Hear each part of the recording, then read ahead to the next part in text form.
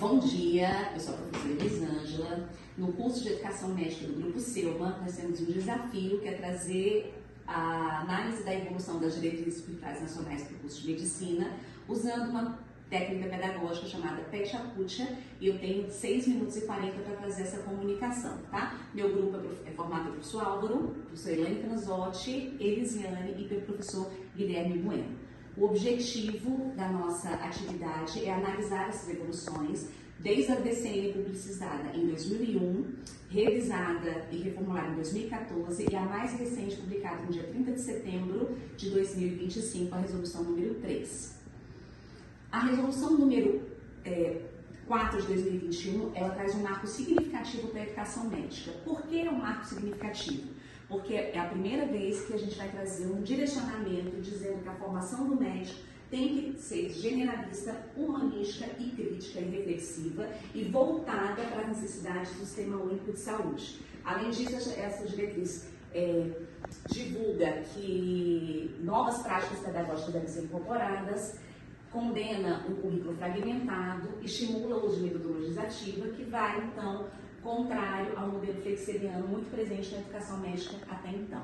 Mas essa diretriz teve um caráter muito mais orientador. Ela não foi definidora, ela fomentou essas discussões, mas essa flexibilidade permitiu que as escolas médicas continuassem com o modelo hospitalocêntrico e um pouco vinculado ainda à perspectiva do SUS. De 2001 a 2014, muita coisa aconteceu. E houve mudanças na perspectiva demográfica da população. A gente começa uma população muito mais envelhecida, há uma necessidade de fortalecimento do SUS, da atenção primária, né? Os projetos pedagógicos, a partir dessa diretriz, foram reestruturados em alguns locais e a gente tem metodologias importantes sendo difundidas e divulgadas, como a metodologia do PBL e outras metodologias ativas, tá? E tivemos em 2013 a publicação de uma legislação, que foi a legislação dos mais médicos para o Brasil, que trazia fortemente essa necessidade de mudança da formação desse médico. Por isso, em 2014, o MEC, então, organiza uma outra diretriz fundamentada nessa perspectiva dessa formação desse médico generalista, mas agora muito mais vinculado ao Sistema Único de Saúde e com um currículo que deveria ser organizado por competências em 3 áreas: atenção à saúde, educação em saúde e gestão em saúde. Essa resolução, ela trouxe muito a questão também do protagonismo do estudante, da autonomia do aluno e da necessidade de novas práticas pedagógicas com o uso de metodologias de ensino muito mais ativas. Ela também foi mais definidora e não apenas orientadora, então ela traz uma regulamentação para as escolas médicas. Ela define uma carga horária mínima, o que não era definido antes, de 7.200 horas, e diz que o período do internato deve acontecer nos últimos 2 anos e que dessa carga horária mínima, 35% deveria ser voltada para a atenção básica, especialmente para a medicina de família e comunidade, e para a urgência e emergência.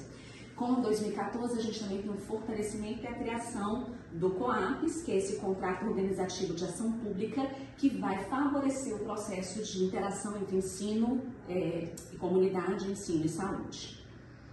Em 2025, então, anos depois dessa legislação, muita coisa aconteceu e a gente viveu e a gente vive uma revolução tecnológica significativa.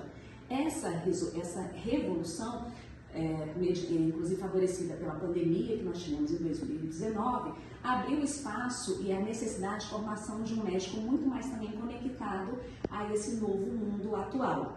A telesaúde, a inteligência artificial e todo esse contexto exige a formação de um outro médico com outro perfil.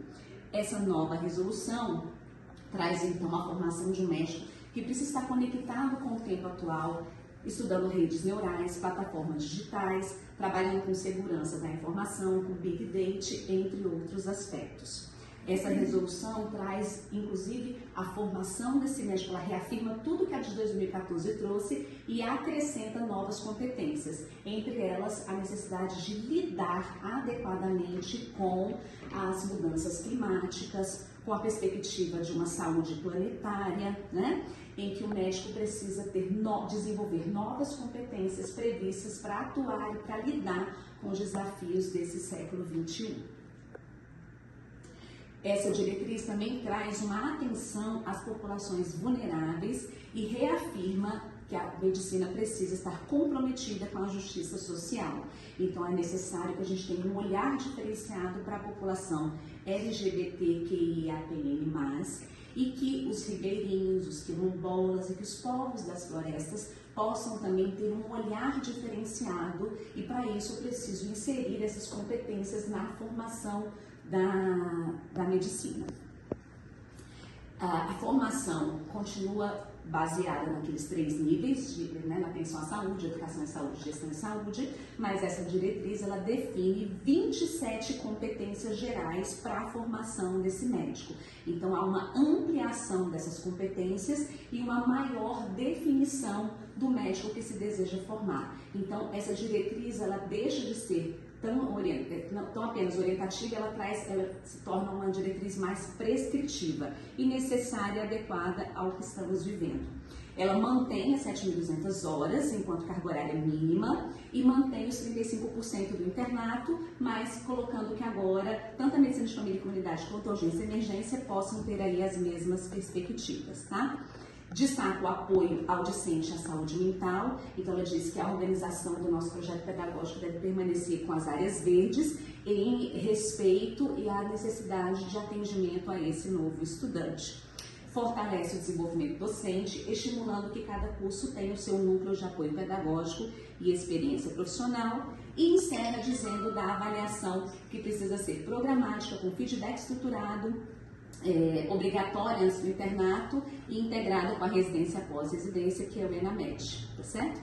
Muito obrigada.